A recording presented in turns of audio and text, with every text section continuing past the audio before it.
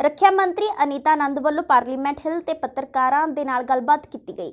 ਅਨੀਤਾ ਆਨੰਦ ਵੱਲੋਂ ਕੈਨੇਡਾ ਦੇ ਫੌਜੀ ਖਰਚਿਆਂ ਅਤੇ ਨੈਸ਼ਨਲ ਡਿਫੈਂਸ ਸਟਾਫ ਦੇ ਸਾਬਕਾ ਚੀਫ ਜੋਨਾਥਨ ਵੈਂਸ ਦੁਆਰਾ ਨਿਆਂ ਵਿੱਚ ਰੁਕਾਵਟ ਪਾਉਣ ਲਈ ਦੋਸ਼ੀ ਦੀ ਅਪੀਲ ਬਾਰੇ ਚਰਚਾ ਕੀਤੀ ਅਤੇ ਨਾਲ ਹੀ ਰੂਸ ਅਤੇ ਯੂਕਰੇਨ ਵਿਚਾਲੇ ਬਣੇ ਹੋਏ ਤਣਾਅਪੂਰਨ ਹਾਲਾਤਾਂ ਤੇ ਵੀ ਚਰਚਾ ਕੀਤੀ। It would be inappropriate for me to comment on an individual defendant and on this particular case. But I will say that the integrity of our leaders must be beyond reproach.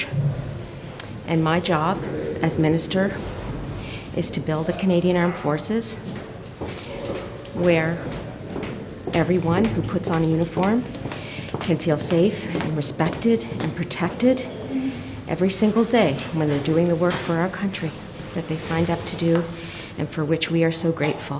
At Brussels, at NATO, last week, that we will continue to increase defence spending, and we are engaged in a budgetary process right now, and that process needs to take its course, and as we know, we will see a budget on April 7th.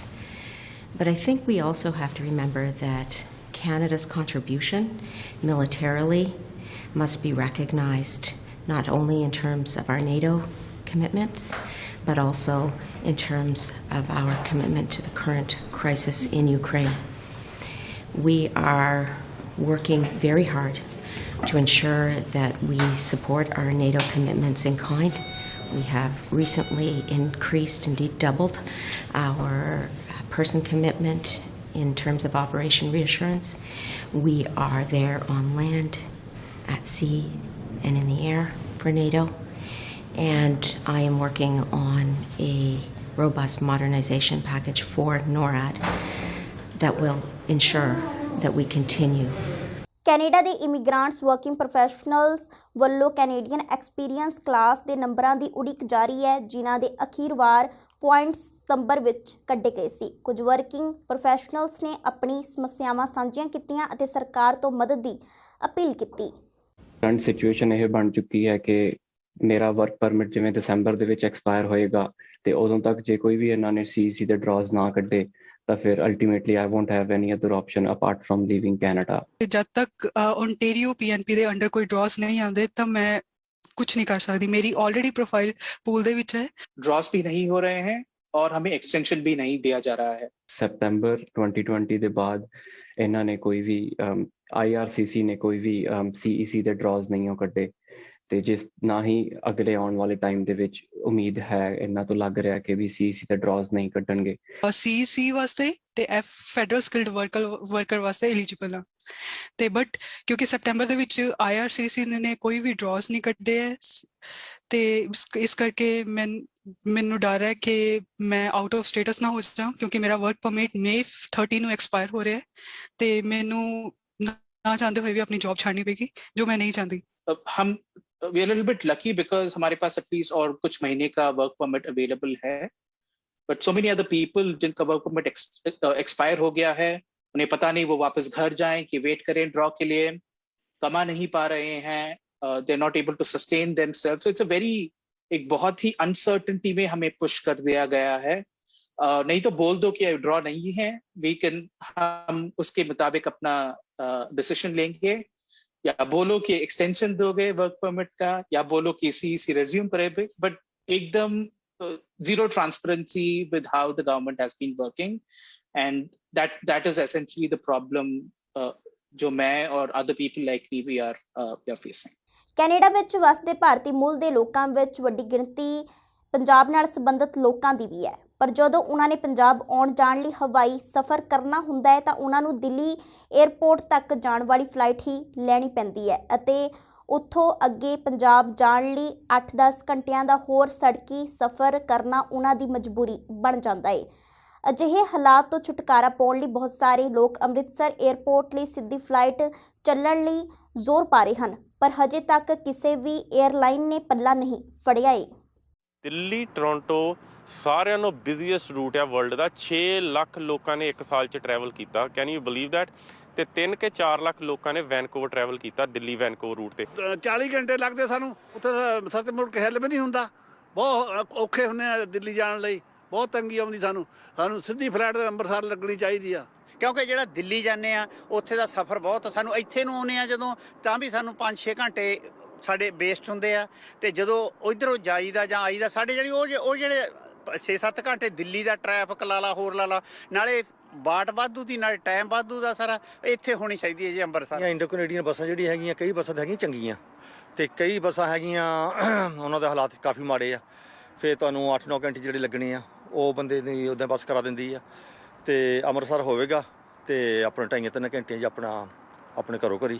ਕਿਉਂਕਿ ਕਈ ਵਾਰ ਇਦਾਂ ਵੀ ਹੁੰਦਾ ਆ ਜਿਨ੍ਹਾਂ ਨੇ ਦਿੱਲੀ ਤੋਂ ਅੰਮ੍ਰਿਤਸਰ ਦੀ local flight book ਕੀਤੀ ਹੁੰਦੀ ਆ, 8-8 ਘੰਟੇ ਦੀ ਲੇਓਵਰ ਹੁੰਦੀ ਆ, ਉਹੀ ਜੇ $200-300 ਵੱਧ ਇੱਥੋਂ ਹੀ ਚਾਰਜ ਕਰਕੇ ਸਿੱਧਾ ਡਾਇਰੈਕਟ ਅੰਮ੍ਰਿਤਸਰ ਉਤਰਿਆ ਜਾਵੇ, ਕਿਉਂਕਿ ਮੋਸਟਲੀ ਪੰਜਾਬ ਦੇ ਲੋਕ ਹੀ ਨੇ ਜਿਹੜੇ ਜਾਂਦੇ ਨੇ ਇੰਡੀਆ ਨੂੰ, ਇੱਥੋਂ ਆਪਣੇ ਦਿੱਲੀ ਤਾਂ ਕੋਈ ਘੱਟੇ ਹੀ ਹੁੰਦਾ ਆ, ਸਾਰੇ ਜਾਂਦੇ ਨੇ, ਤੇ ਬੱਚਿਆਂ ਦੇ ਨਾਲ ਬਹੁਤ ਔਖਾ ਜੀ। ਦਿੱਲੀ ਤੋਂ ਪੰਜਾਬ ਦਾ ਰਸਤਾ ਨਾ ਇਹ ਬਹੁਤ ਰਸ਼ ਹੋ ਗਿਆ, ਉਹਦੇ 'ਚ ਕਈ ਐਕਸੀਡੈਂਟ ਹੁੰਦੇ ਇੱਥੋਂ ਜਿਹੜੇ ਜਾਂਦੇ ਆ ਲੋਕੀ, ਇਸ ਵਾਸਤੇ ਅੰਮ੍ਰਿਤਸਰ ਫਲਾਈਟ ਉਤਰਨੀ ਚਾਹੀਦੀ। 14,000 ਸਾਡੇ ਆਨਲਾਈਨ ਸਿਗਨੇਚਰ ਹੋਏ ਸੀ, ਉਸ ਤੋਂ ਇਲਾਵਾ 5,000 ਦੇ ਕਰੀਬ ਲੋਕਾਂ ਨੇ ਪੇਪਰ ਸਿਗਨੇਚਰ ਕਰਕੇ ਛੋਟੇ ਸ਼ਹਿਰਾਂ ਤੋਂ, ਜਿੱਦਾਂ ਮੈਨੂੰ ਪ੍ਰਿੰਸ ਜੌਰਜ ਤੋਂ ਕਾਲ ਆਈਆਂ, ਟੈਰਸ ਤੋਂ ਵੀ ਕਾਲ ਆਈਆਂ, ਉੱਥੋਂ ਵੀ ਲੋਕਾਂ ਨੇ ਸਿਗਨੇਚਰ ਕਰਕੇ ਭੇਜੇ ਸੀ। ਇਹ 에ਅਰਲਾਈਨ ਦੀ ਹੁੰਦੀ ਹੈ, ਜਦੋਂ ਵੀ 에ਅਰਲਾਈਨ ਰਿਕੁਐਸਟ ਕਰਦੀਆਂ ਹੁੰਦੀਆਂ ਕਿ ਅਸੀਂ ਆਹ ਰੂਟ ਲੈਣਾ ਚਾਹੁੰਦੇ ਹਾਂ। ਓਰੀਜਨਲੀ ਵੀ ਰੂਟ ਜਿਹੜੇ ਬਣੇ ਸੀਗੇ 에ਅਰ ਕੈਨੇਡਾ ਦੇ ਡਾਇਰੈਕਟ ਦਿੱਲੀ ਨੂੰ ਜਾਂ ਮੁੰਬਈ ਨੂੰ ਵੈਨਕੂਵਰ ਤੋਂ ਜਾਂ ਟੋਰਾਂਟੋ ਤੋਂ, ਉਹ ਕੈਨੇਡੀਅਨ 에ਅਰਲਾਈਨਾਂ ਨੇ ਰਿਕੁਐਸਟ ਕੀਤਾ ਸੀਗਾ ਕਿ ਅਸੀਂ ਉਹ ਰੂਟ ਚਾਹੁੰਦੇ ਹਾਂ, ਤਾਂ ਉਹ ਰਿਕੁਐਸਟ ਨੂੰ ਸਵੀਕਾਰ ਕਰਦੇ ਆ ਕੈਨੇਡੀਅਨ ਗਵਰਨਮੈਂਟ ਨੇ, ਉਹ ਟਾਕਸ ਇੰਡੀਆ ਦੇ ਨਾਲ ਕੀਤਾ। ਅਲਬਰਟਾ ਦੇ ਪ੍ਰੀਮੀਅਰ ਜੇਸਨ ਕੈਨੀ ਵੱਲੋਂ ਇੱਕ ਨਿਊਜ਼ ਕਾਨਫਰੰਸ ਕੀਤੀ ਗਈ, ਜਿੱਥੇ ਉਹਨਾਂ ਪ੍ਰੋਵਿੰਸ ਦੀਆਂ 에ਅਰ ਐਂਬੂਲੈਂਸ ਸੇਵਾਵਾਂ ਦਾ ਸਮਰਥਨ ਕਰਨ ਲਈ ਲਗਭਗ $3 ਮਿਲੀਅਨ ਦੇ ਫੰਡ ਦੀ ਘੋਸ਼ਣਾ ਕੀਤੀ ਹੈ। ਜੇਸਨ ਕੈਨੀ ਵੱਲੋਂ ਆਪਣੀ ਸਰਕਾਰ ਦੀ ਯੋਜਨਾਬੰਦ ਇੰਧਨ ਟੈਕਸ ਦੀ ਕਟੌਤੀ ਤੇ ਵੀ ਚਰਚਾ ਕੀਤੀ ਗਈ।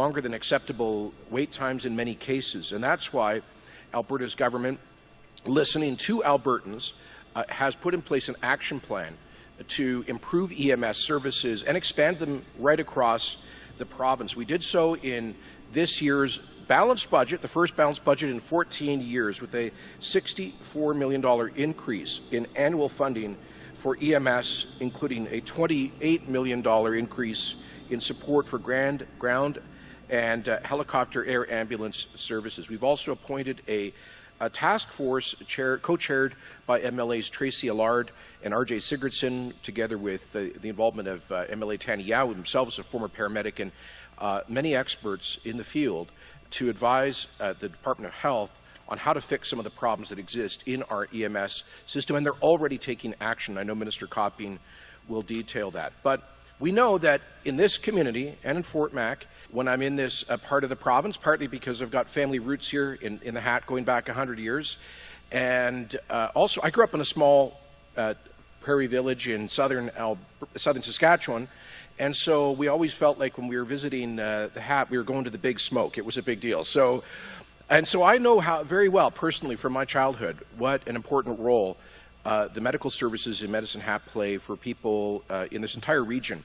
And that is why I'm so excited to be here today. Let me begin, though, just with a word of gratitude on behalf of Albertans for the fantastic work behind Medicine Hat-based helicopter airlift operation HALO, which for many years has saved lives.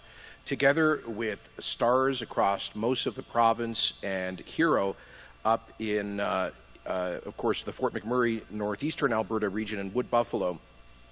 These are organizations that started as volunteer, non-profit charities, have been supported year in and year out, good times and bad, by local communities through huge voluntary contributions and great professionalism by the medical professionals who staff these air ambulance operations. And they literally do save lives. In this big, far-flung province, where so much of our economic and social activity happens far beyond the reach of our big cities, we need air ambulance services, first-class air ambulance services that can get to people when they're facing a medical emergency and get them the best quality health care in a hurry. And that's exactly what you do. I understand that last year, HALO in 2019-2020 flew 38 missions. So every year, dozens of times, this helicopter lifts off and goes somewhere in southeast Alberta to help save lives. And lives truly are saved as a result. I also want to thank the brilliant folks over at STARS and Hero up in Fort McMurray. And I know many of them will be listening in, including I'd like to give a shout out to Mayor Sandy Bowman, who has raised these important issues with us. Now, Vancouver ਵਿੱਚ British Columbia ਦੇ premier John ਹੌਰਗਨ ਨੇ BC ਵਿੱਚ hydrogen ਦਫ਼ਤਰ ਬਣਾਉਣ ਦਾ ਐਲਾਨ ਕੀਤਾ ਹੈ, ਜੋ ਹਾਈਡਰੋਜਨ ਉਦਯੋਗ ਵਿੱਚ ਨਿੱਜੀ ਨਿਵੇਸ਼ ਨੂੰ ਉਤਸ਼ਾਹਿਤ ਅਤੇ ਤਾਲਮੇਲ ਕਰੇਗਾ। ਦਫ਼ਤਰ ਦੀ ਸਿਰਜਣਾ ਸੂਬੇ ਦੀ ਹਾਈਡਰੋਜਨ ਰਣਨੀਤੀ ਦਾ ਹਿੱਸਾ ਹੈ, ਜਿਸ ਦਾ ਐਲਾਨ 2021 ਵਿੱਚ ਬ੍ਰਿਟਿਸ਼ ਕੋਲੰਬੀਆ ਵਿੱਚ ਗ੍ਰੀਨ ਹਾਊਸ ਗੈਸਾਂ ਦੇ ਨਿਕਾਸ ਨੂੰ 2050 ਤੱਕ 30% ਤੱਕ ਘਟਾਉਣ ਦੇ ਉਦੇਸ਼ ਨਾਲ ਕੀਤਾ ਗਿਆ ਸੀ। So as a first step towards addressing some of these complex problems, I want to focus on the imperative of ensuring that we do everything we can to put some characteristics around our hydrogen strategy. We, of course, were the first province in the country to have a hydrogen strategy, and it's appropriate that today at the Globe Conference we announced the creation of the BC Hydrogen Office, which will be a standalone hydrogen group within government to provide one-stop shopping for those who want to invest in British Columbia, to take advantage of our competitive pieces here, whether it be access to natural gas, access to clean electricity, and a range of other innovations that we have at our disposal here that the sector, those who want to invest in hydrogen, have been looking at for some time. The creation of the office will allow us to create a regulatory framework that currently does not exist, and we're hopeful that British Columbia will be leaders in the country in developing that framework so that those who want to invest here understand the guideposts, understand the challenges, and of course the opportunities. Minister Callum will talk a little bit about how he and Minister Bruce Ralston will collaborate